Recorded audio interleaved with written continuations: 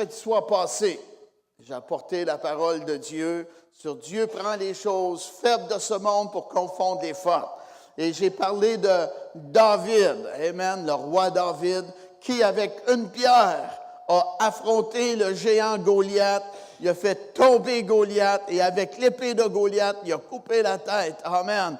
Et des fois, on veut trop avoir de grandes choses pour commencer à faire des grandes choses. Mais David, avec une pierre, il a couru sur le champ de bataille. Une pierre l'affronte, confiance en Dieu. Amen. Et Goliath est tombé devant lui. Et encore un matin, c'est avec cette pensée-là que Dieu prend les choses faibles de ce monde pour confondre les fortes. 1 Corinthiens, 1er chapitre, commençant au verset 25. Car la folie de Dieu est plus sage que les hommes et la faiblesse de Dieu est plus forte que les hommes. Dites Amen. Car la folie de Dieu est plus sage que les hommes et la faiblesse de Dieu est plus forte que les hommes. Amen. Il faut faire attention qu'on n'ait pas trop de bonnes pensées en nous-mêmes. Dieu est plus fort que nous, meilleur que nous. Dites Amen. Verset 26. Considérez, frères, que parmi vous qui avez été appelés, il n'y a ni beaucoup de sages selon la chair. Dites-le, je suis appelé au salut, à marcher avec Dieu. Amen. Ni beaucoup de puissants, ni beaucoup de nobles. Mais Dieu a choisi les choses folles du monde pour confondre les sages. Dieu a choisi les choses faibles du monde pour confondre les fortes. Amen. Vous avez un homme devant vous qui ne pensait pas que Dieu pouvait me faire grâce. Amen. Et maintenant, je vais de par le monde et j'annonce le message de la bonne nouvelle de Jésus. Et je vois plusieurs personnes venir à Jésus. Les choses faibles de ce monde pour confondre les fortes. Gloire à Dieu. Verset 28. Et Dieu a choisi les choses viles du monde et celles qu'on méprise, celles qui ne sont point, pour réduire en néant celles qui sont, afin que nulle chair ne se glorifie devant Dieu. Allez dans l'Ancien Testament, s'il vous plaît, dans le deuxième livre des Rois. 2 Rois, le 6e chapitre. Je vais vous apporter la parole de Dieu ce matin sur 4 lépreux qui marchent pour la vie. Amen. 4 lépreux qui marchent pour la vie.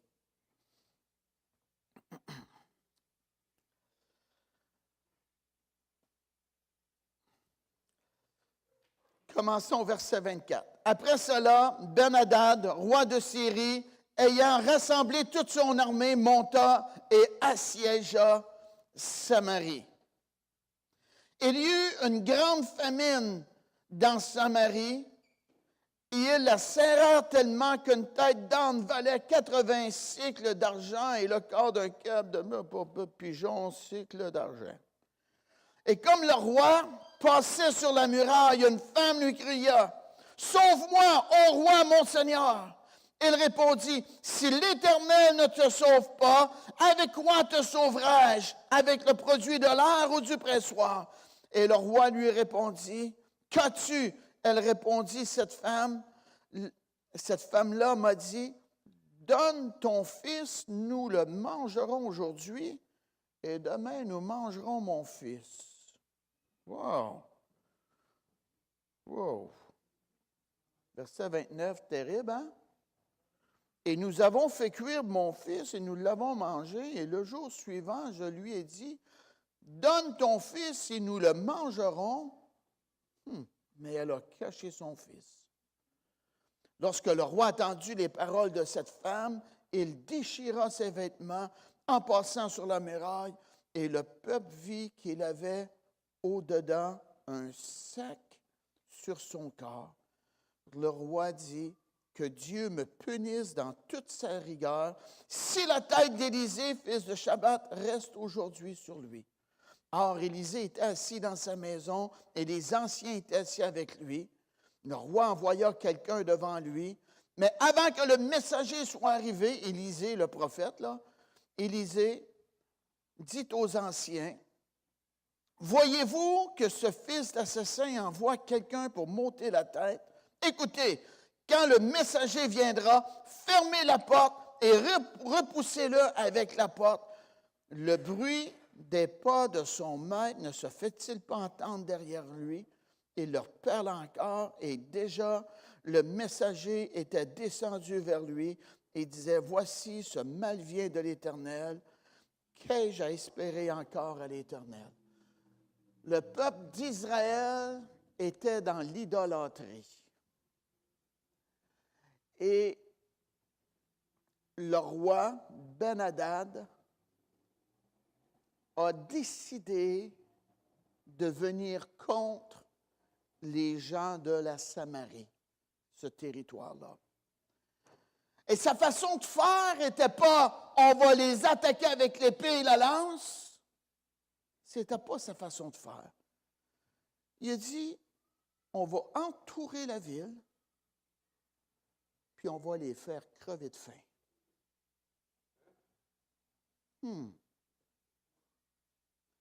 Et là, bien, avec la population qui est là, vous savez, c'était 10-12 autour de la table, là, le frigidaire se vide rapidement. Mais quand c'est une ville, les gens mangent, mais là, en peu de temps, la famine est dans la ville. Et c'était sa façon de faire. Et Dieu avait dit, si vous me désobéissez, vous allez venir qu'il va y avoir du cannibalisme. Et là, bien, c'est ce qui est arrivé. Et dans notre vie spirituelle, c'est comme ça qui arrive. Quand on ne marche pas avec Dieu, on se retrouve sec à l'intérieur de nous, on se retrouve en famine spirituelle. Et là, bien, qu'est-ce qu'on fait? On mange notre prochain. Qu'est-ce qu'on fait? On détruit notre prochain, on dit des choses mauvaises, on critique un, on méprise l'autre, on abaisse l'autre. Puis on se détruit de cette façon-là. Ce n'est pas la façon de faire. Et le roi était rendu à bout. À bout. Assez que, dans ce temps-là, lorsque ça allait vraiment mal, qu'on était en deuil, en moment de désespoir, la Bible nous parle, on se revêtait du sac et de la cendre.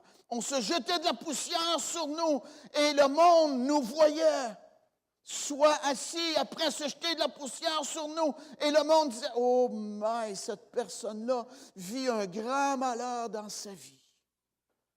Et le roi, bien qu'il est le représentant du peuple, voyait comment terrible la situation, la famine dans la ville était. Et à la cachette, il s'est revêtu d'un sac.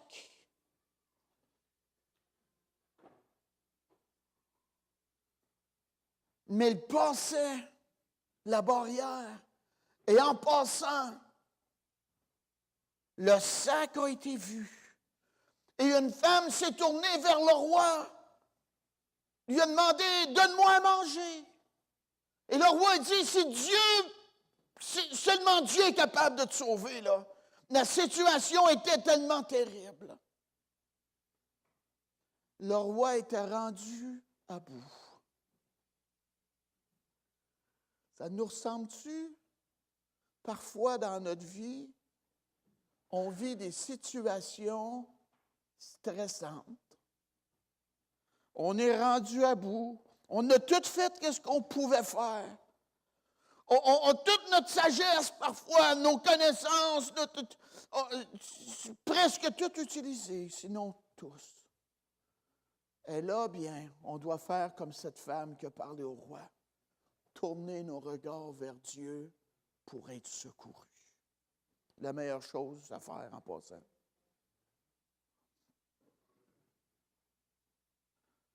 Et le roi, au lieu de dire, c'est de notre faute, on a désobéi à Dieu, on est des idolâtres, on doit avoir seulement Dieu comme Dieu, et c'est encore comme ça aujourd'hui. Mais parce qu'on est idolâtre, parce qu'on pêche contre Dieu, Dieu nous châtie, c'est notre faute. Mais non!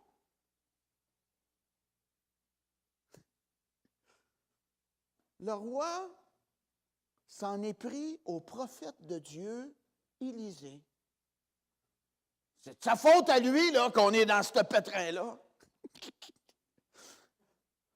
Ce n'est pas à personne, mais ça ressemble-tu aux Québécois? Quand ça va pas bien, c'est Dieu qui m'a envoyé ça.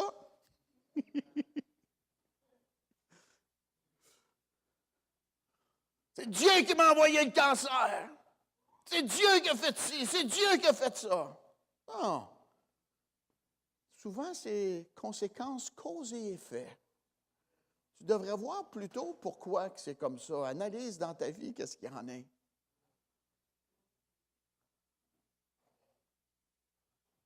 J'ai écrit à quelqu'un, je devais le rencontrer, puis il a cancellé son rendez-vous.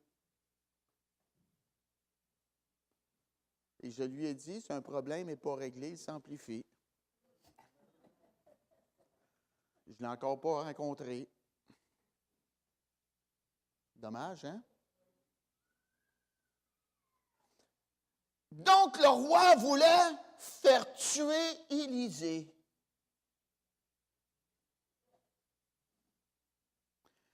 Et l'homme de Dieu, Élisée,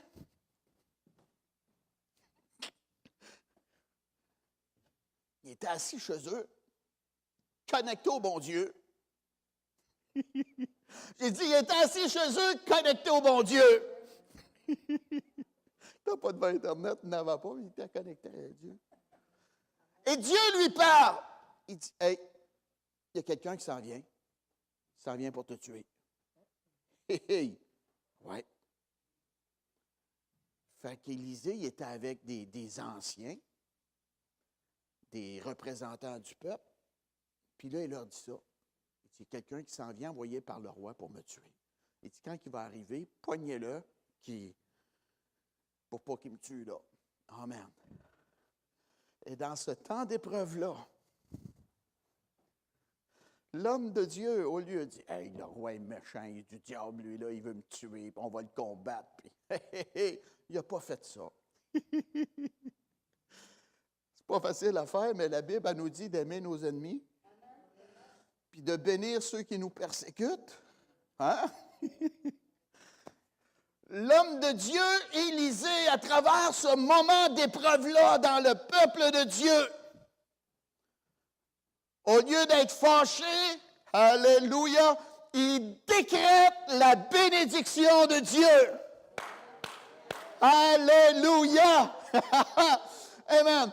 Quand on a des problèmes, moi je vous dis, là, au milieu de la tempête, si vous ne connaissez pas les promesses, ouvrez la Bible et dites, écoute bien Satan, voici la parole de l'Éternel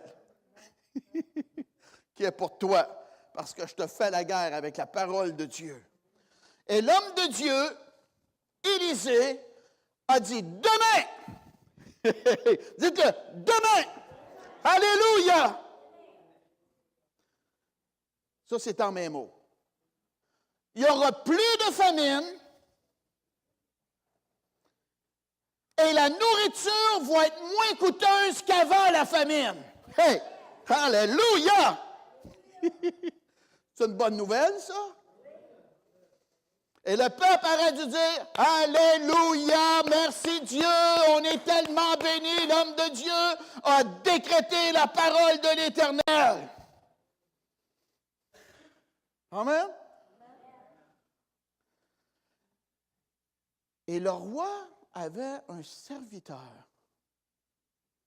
Et le serviteur du roi, il a entendu ça. Et le roi est allé s'accoter sur le serviteur. Et le serviteur a dit, si l'Éternel ferait des fenêtres au ciel, pareille chose arriverait-elle En d'autres mots, même si Dieu rouvre le ciel et qu'il envoie de la nourriture, comme tu as dit, est-ce que ça va se concrétiser vraiment? Je ne le crois pas. Hey! Et l'homme de Dieu a entendu les paroles du serviteur du roi. Il a dit, tu vas le voir de tes yeux, mais tu n'en mangeras pas. T'as convaincu, hein? Ça prend des prêcheurs convaincus, pas des à peu près, là. Hein? Dieu dit ça, on croit ça, on s'attend à ça. C'est ça, c'est ça. Amen. C'est pas l'évangile de tête bain qu'on a, là. Alléluia! Les promesses en Jésus sont oui et amen. Alléluia! Tu vas le voir de tes yeux, mais tu n'en mangeras pas. Tu vas voir la promesse se concrétiser, mais tu n'en mangeras pas. Puis il y avait des gens faibles, des lépreux. Ils étaient à la porte de la ville. Il ne pouvait pas être dans la ville parce qu'il était lépreux. Il était contaminé. Puis il aurait pu contaminer les gens. Pas le droit d'être parmi le peuple.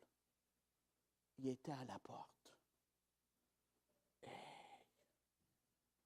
Et les gens voyaient les lépreux comme des gens ayant un cas impossible dans leur vie d'être guéris de cela. La majorité des gens pensaient comme cela, comme aujourd'hui le cancer. Ah, il y a le cancer, il y a le cancer, il y a le cancer, il y a le cancer. Jésus guérit du cancer aussi. Amen. Fait de l'arthrite, Jésus guérit de l'arthrite. Amen. Il y en a qui sont morts du cancer, puis il y en a qui ont été guéris. Dites amen. Fait on choisit qu'est-ce qu'on croit là. Moi, je choisis la parole de Dieu. Par ses meurtrissures, nous avons été guéris. Ils voyaient les lépreux, un cas impossible pour être guéri. La majorité des gens pensaient comme cela. Puis eux, naturellement, ne voulaient pas mourir.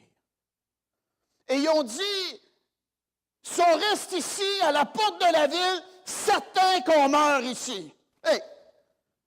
Mais on va faire de quoi? On n'embarque pas dans le découragement et on ne baisse pas les bras dans le temps d'épreuve. Amen! Amen! On ne baisse pas les bras. On ne se décourage pas. Si on reste ici, on va mourir. On doit embarquer dans du changement. Amen. Donc, on va rentrer dans le camp de notre ennemi. Soit qu'il nous tue, ou soit qu'il nous laisse vivre. Mais si on reste là, on meurt. Amen.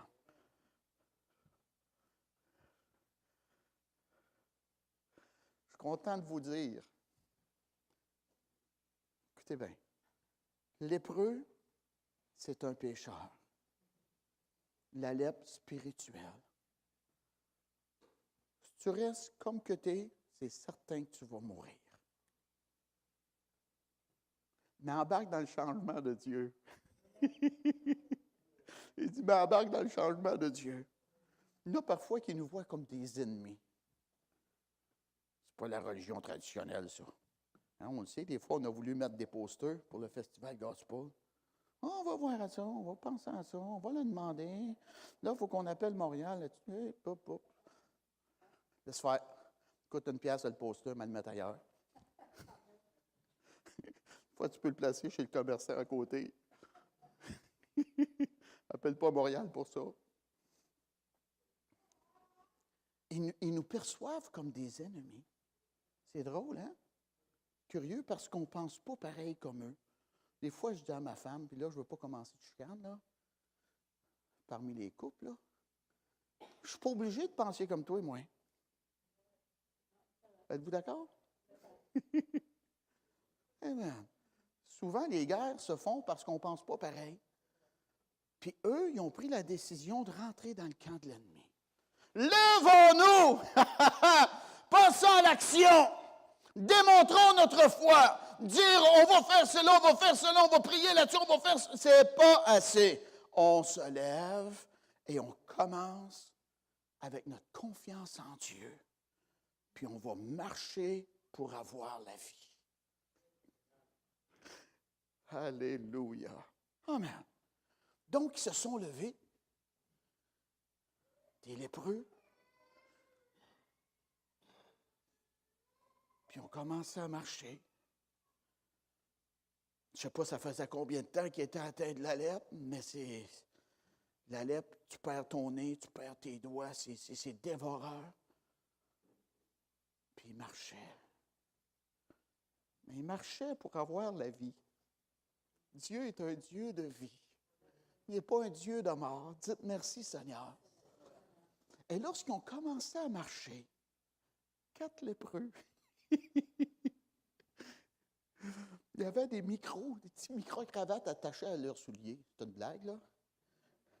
Mais lorsqu'ils marchaient, dans le camp de l'ennemi, Dieu faisait entendre une multitude nombreuse qui s'en venait.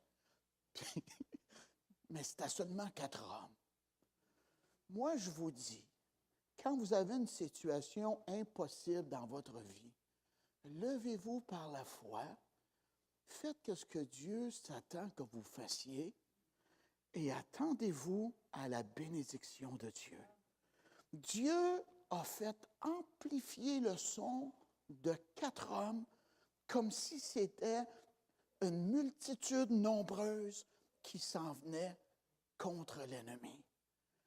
Et dans le camp de l'ennemi, ils ont entendu une multitude nombreuse et la panique les a pognés.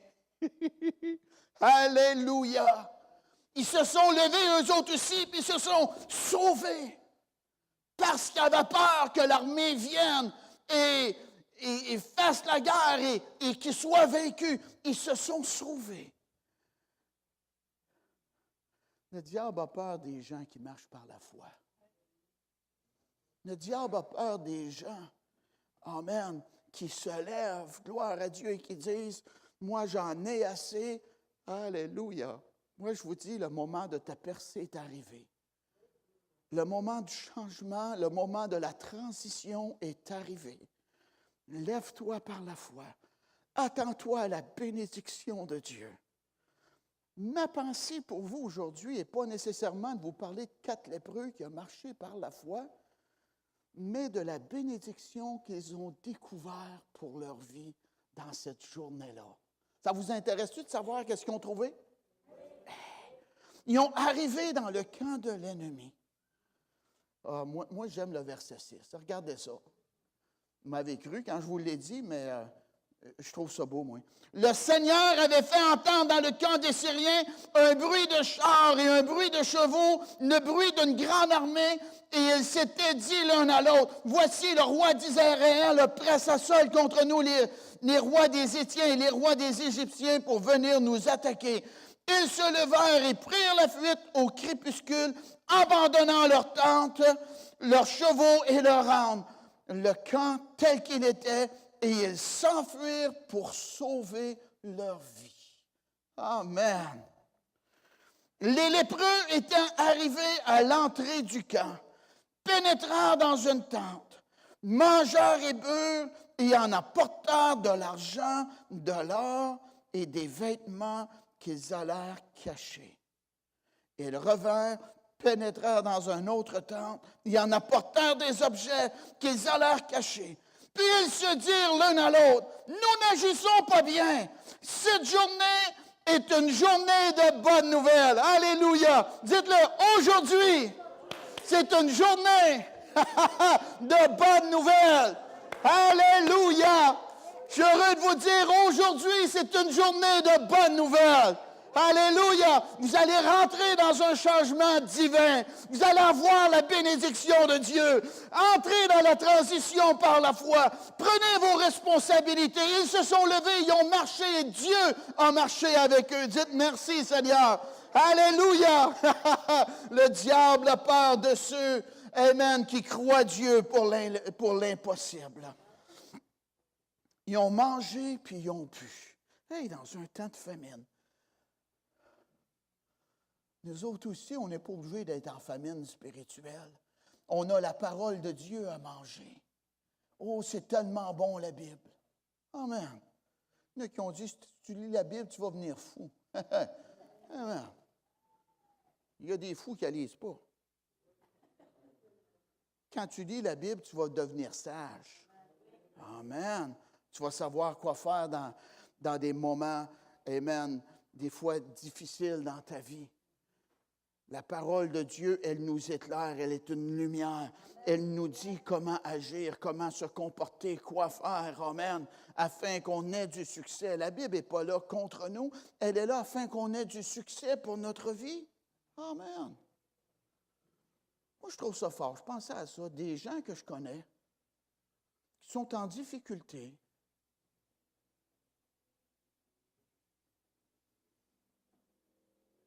Ils devraient venir à l'Église. Ça fait 20 ans, 30 ans que tu es en difficulté chez vous. Change ta façon de faire. Hein? On avait une pensée, l'Église à Granby, qui disait une des définitions de la folie, c'est de faire tout le temps la même chose, s'attendant à un résultat différent. Amen. On est intelligent, on vient entendre la parole de Dieu. On a choisi de marcher avec Dieu, de faire sa volonté. On a la joie du Seigneur dans notre vie. C'est beau, hein? Amen. Moi, ça ne me dérange pas s'il m'appelle je suis fou. Je sais que je ne le suis pas. Hein? J'ai la joie du Seigneur dans ma vie. Je vois le succès qui m'accompagne. Dites merci, Seigneur. Amen. La joie du Seigneur est ma force. Merci, Dieu. Si je suis fou avec Jésus, as-tu pensé si je ne l'avais pas?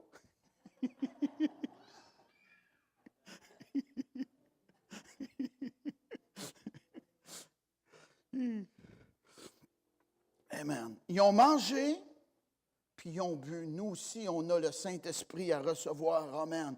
Jésus a dit, si quelqu'un a soif, qu'il vienne à moi et qu'il boive. De son sein va jaillir des fleuves qui vont jaillir jusque dans la vie éternelle. Et en apporteur de l'argent. L'argent, le métal argent, ça symbolise la rédemption. On était vendus au péché. On était des lépreux esclaves de l'ennemi, esclaves du péché. On n'était pas capable de s'arrêter de pécher nous-mêmes. Mais Jésus, par son sang qui a versé à la croix, on a mis notre confiance en lui. On est devenu un enfant de Dieu. On est racheté par le sang de Jésus. On n'appartient plus au diable, on appartient à Dieu maintenant. Alléluia! Gloire à Dieu, on est racheté. Amen. Merci Dieu. Hey, de l'or. De l'or, ça symbolise la vraie foi. Une foi éprouvée par le feu. Amen. Ils ont trouvé de l'argent, ils ont trouvé de l'or et des vêtements. Wow. Amen. Un habit doré à matin, là. Ça, c'est le physique. Amen. Mais j'ai un vêtement blanc aussi, que vous ne voyez pas. Un vêtement blanc. La robe de justice qu'on obtient par la foi, notre confiance en Dieu. Cette robe blanche-là démontre qu'on appartient à Dieu. Et c'est un vêtement de fête.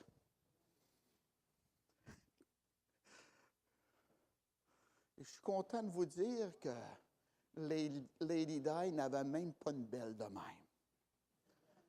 Ah oui, le fils prodigue, quand il est revenu à la maison, le père a dit, apportez vite la plus belle robe. Amen. Quand on est pardonné, on porte la plus belle robe spirituellement parlant. Une robe blanche qui symbolise la justice de Dieu, qu'on est pardonné, on n'est plus condamnable. Wow! Ça nous identifie à Dieu et la famille de Dieu. Amen. Ils ont-tu bien fait d'embarquer dans le changement que Dieu avait pour eux? Amen. Puis ils ont porté des objets. Puis ils sont allés cacher là. Puis là, ben, il était béni, les 4 lépreux. Il y avait de l'or, l'argent, les belles robes, de la nourriture, des choses à boire. Amen. Puis là, ils ont rentré dans d'eux autres. Ils ont dit, hey, c'est pas bien, on a tout ça pour nous autres. Dieu nous a bénis. L'ennemi est parti. On a tout ça à nous. Non, on ne peut pas garder ça pour nous autres. Aujourd'hui, c'est une journée de bonnes nouvelles. Dieu nous a donné la victoire sur notre ennemi. On va laisser savoir au roi qu'il n'y a plus à craindre les ennemis, l'adversaire. Amen. Que de la nourriture, que de quoi boire, que de l'or. Amen. La bénédiction de Dieu est là. Alléluia. Dites-le, la bénédiction de Dieu est ici. Aujourd'hui. Alléluia. Amen. Ah oui. Puis ils sont allés apporter ça, cette bonne nouvelle-là au roi. Et le roi, lui, bien, c'est le roi. C'est comme la majorité d'entre nous, sinon tous. Ding, ding, ding, ding, ding, ding, ding. Oh, attends un petit peu, c'est un coup monté, ça là. Au lieu de dire, merci Seigneur pour la victoire, tu as concrétisé la parole de l'homme de Dieu qui a décrété, on croit à cette parole-là. Oh non, on ne crée pas ça. Hey, non, on est trop intelligents pour ça, nous autres, là.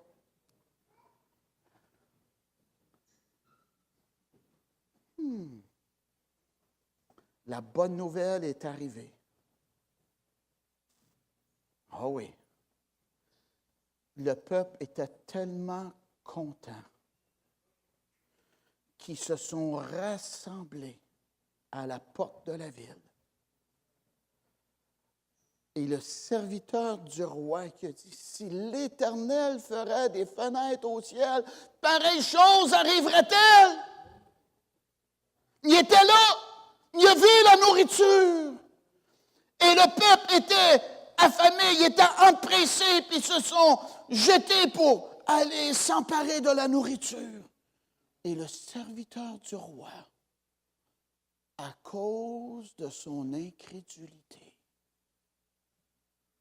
est mort piétiné par le peuple.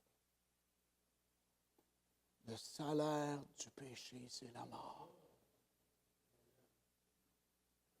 Il est trop intelligent, nous autres. Hey, la Bible est écrite par les hommes, ça, pour qui tu nous prends, toi? J'étais dans un restaurant l'année passée. Man, un homme m'offre le journal de Montréal. J'ai dit non, je ne lis pas ça. C'est écrit par les hommes. Il y a des menteries dans ça. Le monsieur s'est mis à rire. Il a fait le lien à ma pensée. Oh man. Ils vont lire le journal, puis ils vont croire le contrat d'assurance, mais la Bible est écrite par les hommes. On ne crée pas à ça. Attention. C'est mieux d'y croire. Jean 3,16 et Jean 3,3. Il faut que tu naisses de nouveau. Parce que c'est écrit, celui qui a le Fils a la vie. J'ai dit parce que c'est écrit. Moi, je l'ai expérimenté. Et je vous dis, je suis né de nouveau. Et ma femme peut vous l'attester parce qu'elle m'a connu avant. Je n'ai pas arrêté de boire, mais j'ai changé de sorte. Je suis né de nouveau. Amen. La présence de Dieu est en moi. Lui est mort piétiné. Ne croyait pas à la parole de Dieu. On choisit de croire. Celui qui croit, qui sera baptisé, sera sauvé. Celui qui ne croira pas sera condamné, nous dit la parole. Amen. Donc, il a fait le mauvais choix et il est mort dans son état. Ça ne nous dit pas qu'il s'est repenti, il est parti. Comme dirait Frère Bouchard avec Casimir. Et amen. Il l'a vu de ses yeux. La parole nous parle du mauvais riche, ou de l'homme riche plutôt. Il a vu Lazare. Hein? Envoie Lazare qu'il trempe le bout de son doigt, me rafraîchisse la langue. Il a dit, envoie Lazare vers mes frères. Il a dit ça. Savez-vous qu'est-ce qu'il est devenu? Il est devenu un évangéliste. Il a dit, envoie Lazare vers mes frères, j'ai 5 frères, pour qu'ils leur attestent ces choses, afin qu'ils ne viennent pas dans ce lieu ici. Et Père Abraham, le père de la foi, a répondu. Ils ont les prophètes, puis ils ont Moïse. Ils ont la loi de Moïse, puis il y a les hommes de Dieu qui ont parlé de la part de Dieu, qui les écoutent. Puis il a continué, il a dit, même si un des morts viendrait puis leur dirait, ils ne l'écouteraient point. Dieu est intelligent. Avez-vous pensé aujourd'hui à être sur la rue Sainte-Catherine à Montréal, puis quelqu'un vous approche sur le trottoir et vous dit, moi j'étais mort, repens-toi de tes péchés. C'est l'enfer, puis il y a un vrai feu dans ça. Le monde dirait, ding, ding, papa, mon homme. Ah ouais, camisole de force peut-être. Amen. Il ne le croirait pas. On a la parole. Moi, j'ai expérimenté la parole. Vous l'avez expérimenté, hein, de façon générale. Donc, amen, on sait que c'est vrai. Gloire à Dieu. Aujourd'hui, c'est une journée de bonnes nouvelles. Tu vas rentrer dans une transition divine. Si tu embarques dans le changement que Dieu a pour toi, tu vas découvrir, amen, la vraie foi. Tu vas découvrir la nourriture qui va te nourrir, la présence du Saint-Esprit qui va apaiser ta soif. Amen, gloire à Dieu. Un vêtement blanc qui démontre que tu appartiens à Dieu. Alléluia, gloire à Dieu. Et tu vas marcher avec Dieu et Dieu va marcher avec toi. Écoute bien ce bout-là. Et Dieu va te donner la victoire sur tous tes ennemis. Wow! C'est beau, hein? Merci Dieu. Levez-vous, s'il vous plaît. Je vous ai apporté la parole de Dieu. Amen. J'ai dit, je vous ai apporté la parole de Dieu. Oui. Fermez vos yeux, s'il vous plaît. Moi, je veux vous donner l'occasion. Si tu n'es pas né de nouveau, si tu n'as pas vécu une révolution spirituelle avec Dieu, oh, j'aimerais tellement ça t'aider aujourd'hui. Mais ne remets pas demain, c'est aujourd'hui la journée de la bonne nouvelle. Dieu dit, aujourd'hui, c'est le jour du salut. Aujourd'hui, c'est le jour de découvrir la vraie foi. Aujourd'hui, c'est le jour de marcher afin d'avoir le don de la vie éternelle. Y a-t-il quelqu'un ici ou des gens qui disent, moi, je ne suis pas prêt à mourir, je voudrais demander pardon à Jésus pour mes péchés.